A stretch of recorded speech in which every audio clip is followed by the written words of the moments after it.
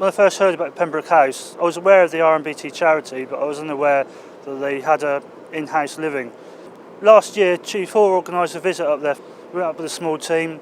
We did some decorating for them, 2 rooms, ripped out, redecorated, just ready for the painters to come in and refurbish them. Once we'd done that, they kindly provided us lunch, and then we had an afternoon tea party organised as well. Particularly for me, the most interesting thing and humbling thing was listening to the stories of the guests up there, telling us their war stories and the stuff they'd actually been through, and how the RNBT had supported them later on in life. The charity is a close personal interest to Daz. Earlier this year, just before he left to join the Queen Elizabeth, he organised a rowing challenge. So how did I get involved in the rowing challenge? A good friend of mine, Daz Hoare, Chief PTI, contacted me and said, Apples, I'm going to do a 24-hour rowing challenge with HMS BRISTOL Ships Company. And he said, I'd like a few of the rowing team, because I was involved in the indoor rowing team involved. I said, yeah, no problem, mate. What's the challenge? He said, we're going to row 24 hours, the equivalent distance from Portsmouth Harbour to Chatham Harbour, which is the nearest we can get to Pembroke House. I said, okay, mate, what's that sort of distance? He said, 339,000 metres. Say that again, Daz. 339,000 metres. Okay.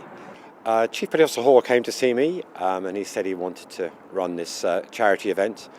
I knew a little bit about the RNBT because although we're a very small team on board, one of our members has been a grant committee member and 2 of the members of the ship's company have received a lot of support from the RNBT. One was long-term sick up in the Midlands and got a lot of help for herself and her family. And another one got extended family support.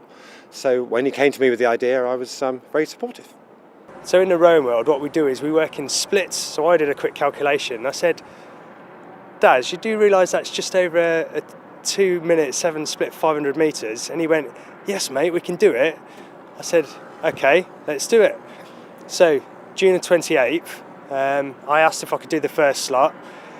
Got on board Bristol, absolutely glorious morning. The only problem is, for the people rowing in those conditions, it's tough, and I mean really tough, because it was going to be hot, which is going to make the challenge even harder. So I did my hour, managed to get a decent time, and a couple of the other guys from the indoor rowing team got involved. But it was an extraordinary effort from the guys who aren't used to rowing, because if you're not used to rowing, keeping up that sort of time for 2-minute 7-second split is hard going. I left the ship and went back to work.